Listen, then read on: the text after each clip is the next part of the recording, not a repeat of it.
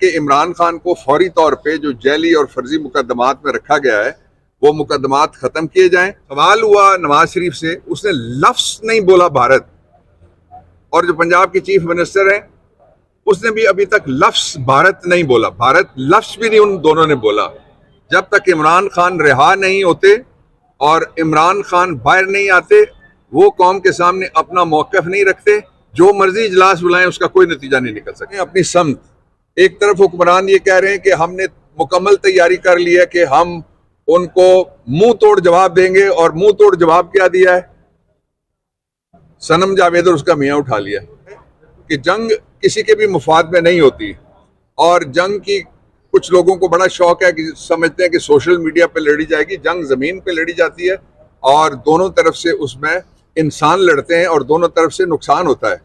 ये जो इस वक्त पाकिस्तान को सूरत हाल दरपेश है, उसकी ज़िम्मेदार मौजूदा हुकूमत है, इसलिए कि जनवरी के महीने में 2023 में एक इंडिया ने हमें सिंध ताश के हवाले से एक नोटिस भिजवाया था। वो जो मुआहदा था वो अयूब खान और नेहरू के दरमियान हुआ था, और नेहरू आए थे कराची और वहाँ उस मुआहदे पे दस्तखत हुए थे।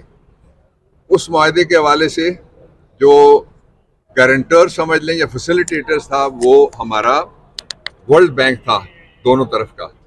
तो उसमें ये लिखा हुआ है कि कोई पार्टी अगर उसमें से निकलना चाहे या उसको एब्रोगेट करना चाहे, ये दोनों लफ्ज़ मौजूद हैं, या उसमें कोई ऑल्ट्रेशन करना चाहे तो वो दूसरे को नोटिस।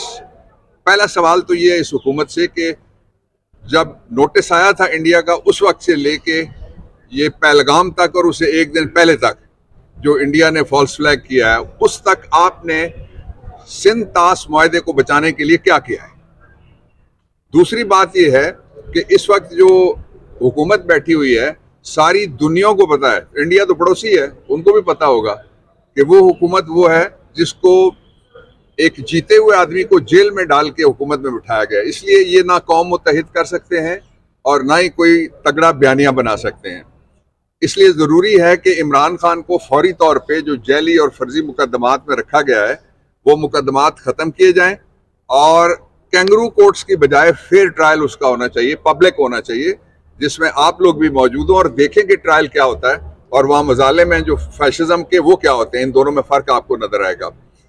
जो मैं दूसरी बात कहना चाहता हूँ वो ये है कि जंग किसी के भी मुफाद में नहीं होती, और जंग की कुछ लोगों को बड़ा शौक है कि समझते हैं कि सोशल मीडिया पे लड़ी जाएगी। जंग ज़मीन पे लड़ी जाती है और दोनों तरफ से उसमें इंसान लड़ते हैं और दोनों तरफ से नुकसान होता है।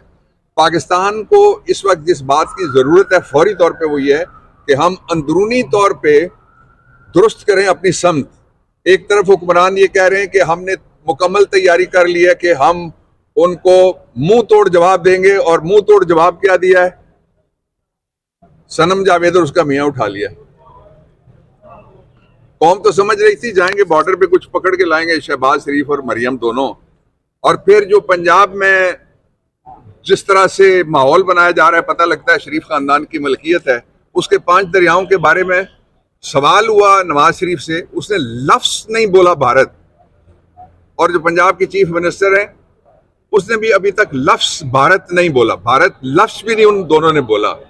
तो इनके जिम्मे अगर कौम को मुत्तहिद करना है, इनके जिम्मे अगर दुश्मन के दांत खट्टे करने हैं, तो फिर आप समझ लें कि ये नीरू हैं, ये बांसुरी बजाते रहेंगे जब भी आग लगेगी। अच्छा सर, ये बताइएगा कि जो मुश्तरका इजलास के हवाले से कल सेनेट में एक पेशकश की गई है कि इसके ऊपर मुश्तरका इजलास बुलाया जाए और इसमें पीटीआई को भी शिरकत करनी चाहिए, तो क्या समझते हैं कि मुश्तरका इजलास में पाकिस्तान तहरीक इंसाफ के बानी चेयरमैन को भी शिरकत करनी चाहिए इस हवाले से? मुश्तरका इजलास हो, गैर मुश्तरका इजलास हो, वो सारे का सारा है तो फॉर्म 47 वाले ना। जब तक इमरान खान रिहा नहीं होते और इमरान खान बाहर नहीं आते, वो कौम के सामने अपना मौक़िफ़ नहीं रखते, जो मर्जी इजलास बुलाएं उसका कोई नतीजा नहीं निकल सकता।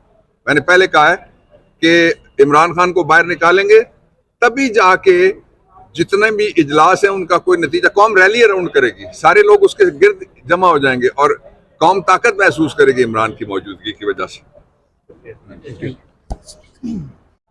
मैंने पहले कहा है कि इमरान खान को बाहर निकालेंगे, तभी जाके जितने भी इजलास हैं उनका कोई नतीजा, कौम रैली अराउंड करेगी, सारे लोग उसके गिर्द जमा हो जाएंगे और कौम ताकत महसूस करेगी इमरान की मौजूदगी की वजह से।